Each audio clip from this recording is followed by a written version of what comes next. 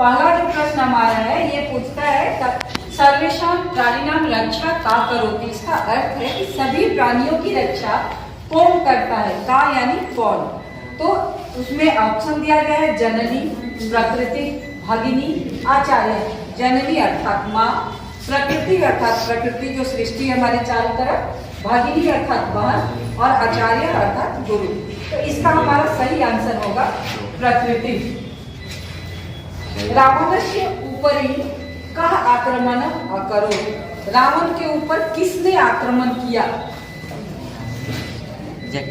जटायु, वैदेही, सिंहा, लक्ष्मण। तो रावण के ऊपर किसने जंगल में किया था। चूंकि ये जटायु शौर्यम जो हम लोगों ने पाठ पढ़ा है उसी चैप्टर से लिया गया है इसका क्वेश्चन। तो रावण के ऊपर किसने आक्रमण किया था। जटायु।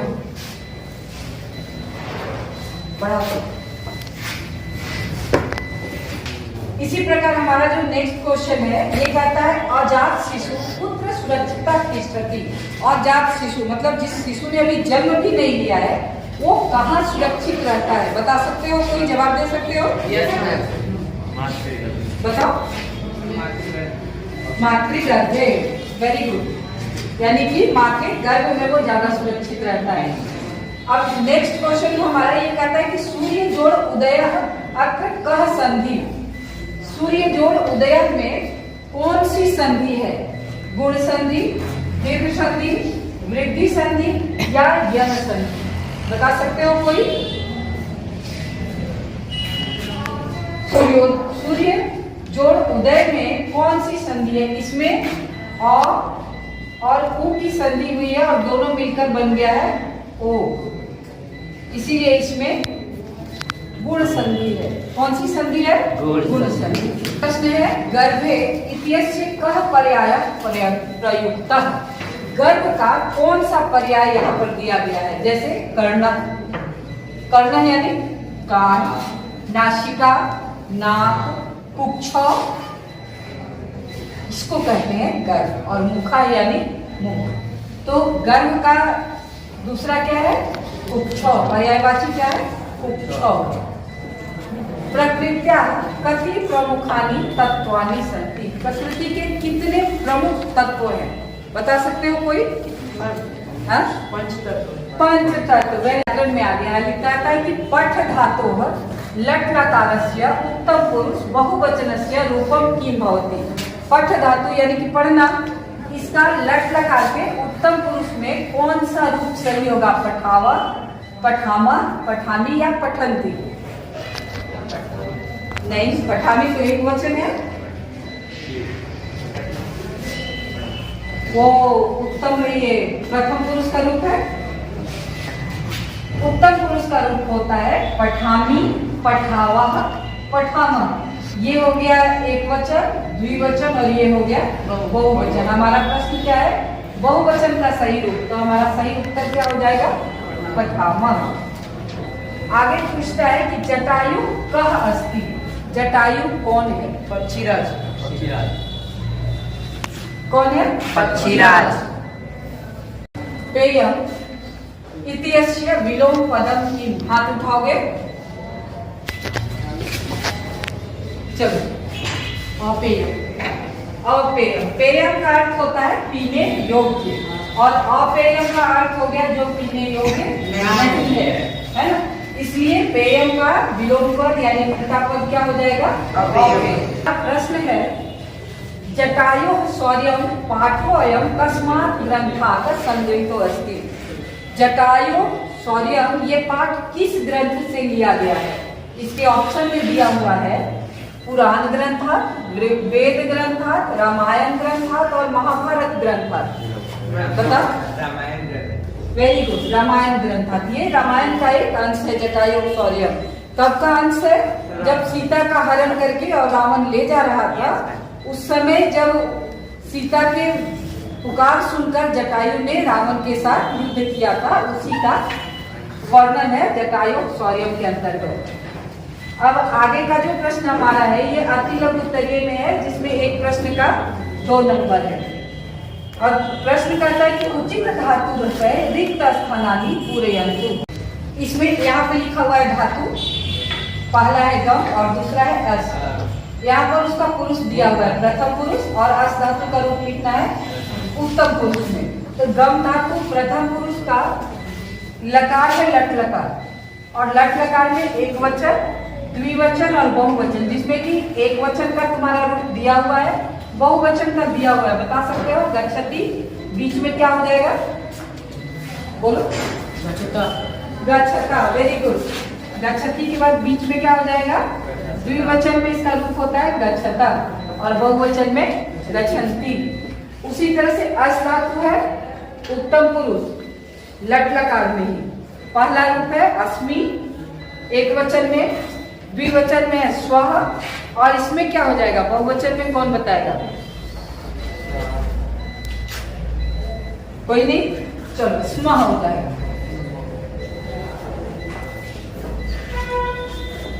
ठीक है, क्लियर हुआ। आगे बढ़े हम लोग। विलोम पदम लिखन्तु, विलोम पद यानी उल्टा पद लिखना है। उल्टा पद में क्या किसका लिखना है, आर्य और वृद्धा। आर्य, इसका उल्टा पद क्या हो जाएगा, अनार्य। आर्य का उल्टा हो जाएगा अनार्य, यानी जो आर्य नहीं है। वृद्धा का हिंदी क्या होता है, बूढ़ा, है ना। तो बूढ़ा का विलोम क्या होगा, बच्चा। तो वृद्धा का यहाँ क्या हो जाएगा, बालक। वृद्धा का बालक हो गया। कि उपसर्गान पृथक कृत्वा लिखन्तु, उपसर्गों को अलग अलग करके लिखें। तो उपसर्ग इसमें क्या है, देख रहे हो कि निवसंति यानी कि रहते हैं, ये क्रिया बनी हुई है ना धातु।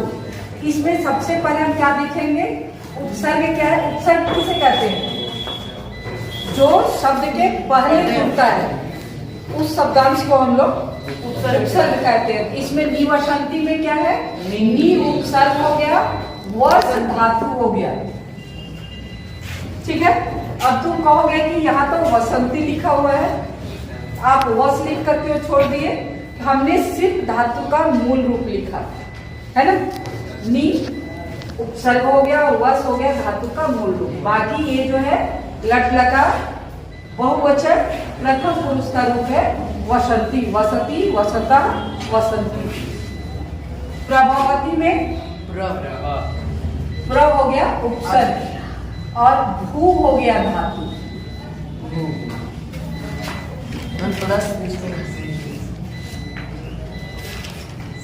उसी तरह से उपलब्धते में धातु, ये क्या हो गया, उपसर्ग क्या हो गया, उप, और धातु क्या हो गया, ठीक है। अब अगला है संधि विच्छेद करने के लिए कह रहा है, कर सकते हो कोई। गणेश का संधि विच्छेद क्या होगा, गणा जोड़ी ना, अभी बताया ना, गण जोड़ इश, यहाँ पर और जोड़ ई है, ये दोनों मिलकर बन जाते हैं यम संधि कहते हैं इसको। कौन सी संधि कहते हैं, जब अ और ई दोनों मिलकर एक बनते हैं तो इसको कौन सी संधि कहते हैं, यम संधि। तो गणेश का संधि विच्छेद क्या होगा, गण जोड़ इश, गणादि, गण जोड़ इश, गणेश। पुस्तकालय का पुस्तक जोड़ आलय, बताओ, पुस्तक जोड़ आलय, पुस्तकालय। सदैव नहीं, सदा जोड़ एव, इसमें आ और एव दोनों मिलकर दो वृद्धि हो गई है प्रथम ईश्वर की। तो जब वृद्धि हो गई तो अपने में ए है, क्या हो गया, ए बन गया ए, ठीक है। तो सदैव हो गया। समस्त पदम, समस्तम पदम रचयन्तु, समस्त पद किसे, जब उसी को संक्षिप्त करते हैं, कई शब्दों के बीच से विभक्तियों को हटाकर उसको छोटा करते हैं तो उसको समस्त पद कहते हैं, है ना। जैसे पंचानाम वटानाम समारह, 5 वृक्षों का समूह क्या कहलाएगा? पंचानाम वटानाम समाहारः, 5 वटों का समूह। इसका समस्त पद क्या हो जाएगा पता है? पंच वटी। सप्तानाम पदानाम समाहारः, 7 पदों का समाहार। बताओ सप्तपदी क्या होगा? अष्टानाम भुजानाम समाहारः, 8 भुजाओं का समाहार क्या कहलाएंगे? अष्टभुजा। अष्टभुजा। चतुर्नाम मुखानाम समाहारः, चतुर्मुखा, वेरी गुड। और 4 भुजाओं का समाहार चतुर्भुज। चतुर्भुज। त्रयाणाम लोकानाम समाहारः क्या हो जाएगा? 3 लोकों का समूह, त्रिलोकः।